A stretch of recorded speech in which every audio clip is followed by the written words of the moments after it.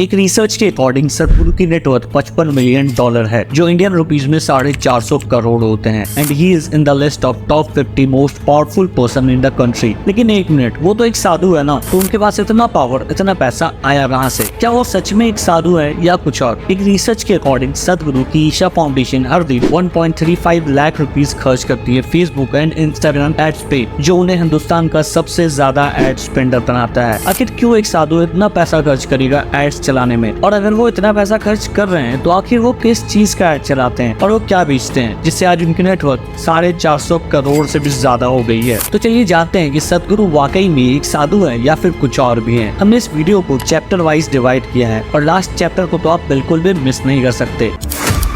Chapter 1, the rise of सदगुरु।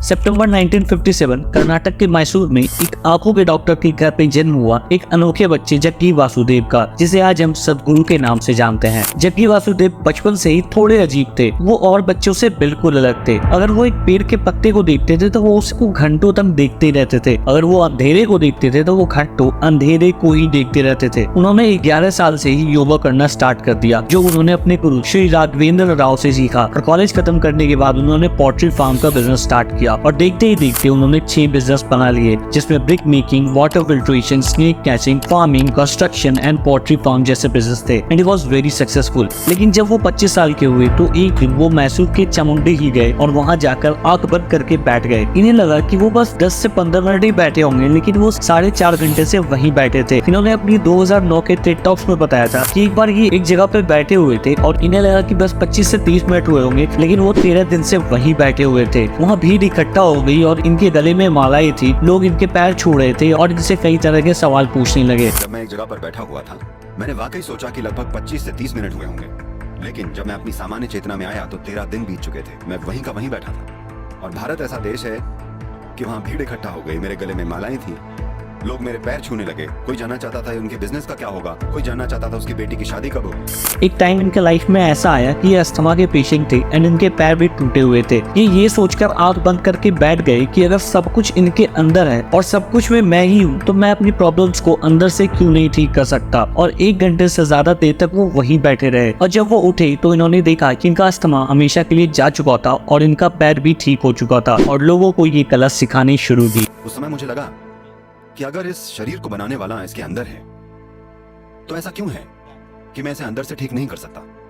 और मैं एक दृढ़ संकल्प के साथ बैठ गया, अगर ये सच है तो ये अपने आप ठीक हो जाना चाहिए, नहीं तो मैं बिल्कुल गलत मार्ग पर हूं। मैं लगभग 1 घंटे से ज्यादा समय तक अपनी आंखें बंद करके बैठा रहा। जब मैंने आंखें खोली तो मेरा अस्थमा हमेशा के लिए जा चुका था और सबसे बढ़कर मेरा टूटा हुआ पैर उस थोड़े से वक्त में बिल्कुल ठीक हो गया था। Chapter 2, Sadhguru's master plan for his empire.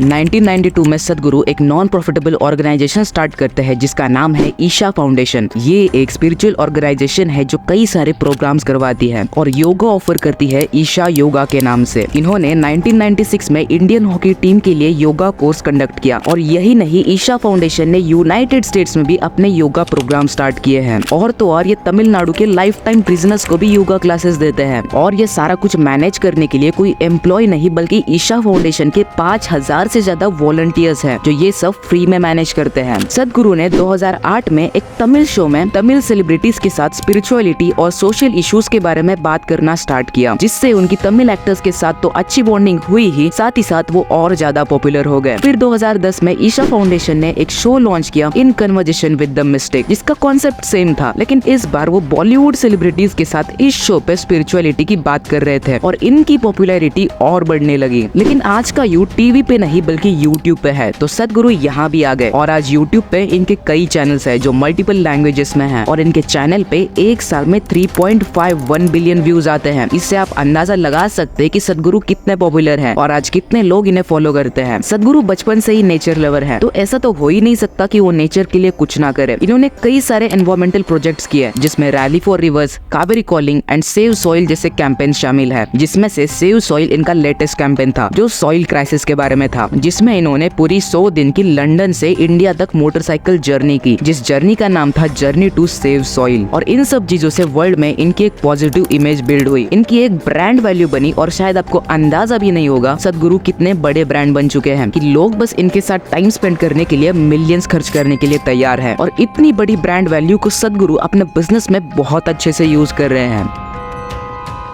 Chapter 3: The Rise of Sadhguru's Empire।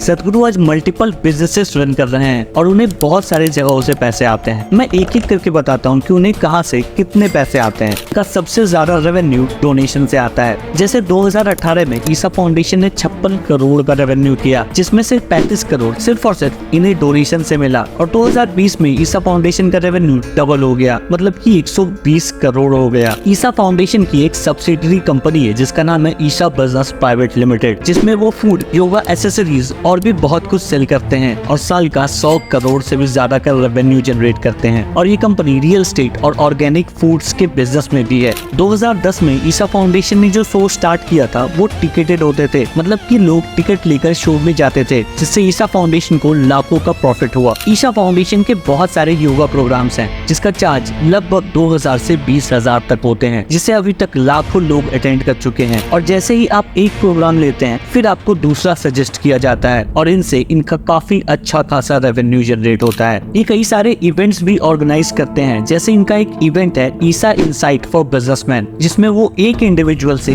3 lakh से 10 लाख तक चार्ज करते हैं। महाशिवरात्रि फेस्टिवल जो ईसा कैंपस में होती है, जिसके लिए टिकट की प्राइस 250 से 50,000 तक होती है। और 2020 में इस फेस्टिवल को 10 लाख लोगों ने अटेंड किया। अब सदगुरु इतने ज्यादा पॉपुलर और इंसाइटफुल है कि लोग इनके साथ समय बिताना चाहते हैं। और ईसा फाउंडेशन के कई सारे ट्रैवल पैकेजेस हैं जिसमें आप सदगुरु के साथ मानसरोवर की ट्रिप पे जा सकते हैं। अगर आपको अकेले इनके साथ जाना है तो उसके लिए वो 50 लाख रुपए चार्ज करते हैं। 5.5 लाख है 30 लोगों के ग्रुप के साथ और 2.75 लाख रुपीज है 60 लोगों के ग्रुप के साथ। यही नहीं, अगर आपको सदगुरु के साथ बाइक पे जाना है तो आपको 12 लाख रुपए देने होंगे 12 दिनों के लिए, जिसमें आप सदगुरु के साथ बाइक पे हिमालय जा सकते हैं। फिर आती है इनकी बुक्स की इनकम। वैसे तो इन्होंने बहुत सारे बुक्स लिखे हैं, बट इधर इंजीनियरिंग और कर्मा इनकी सबसे फेमस और बेस्ट सेलिंग बुक्स में से एक है। सदगुरु को पेंटिंग का भी शौक है और इनकी फर्स्ट पेंटिंग जिसका नाम लिव टोटली है वो 4.14 करोड़ रुपीज में सेल हुई थी और दूसरी भैरवी जो 5 करोड़ में सेल हुई थी। And last YouTube income. इनके कई सारे यूट्यूब चैनल्स है जिनसे ये साल का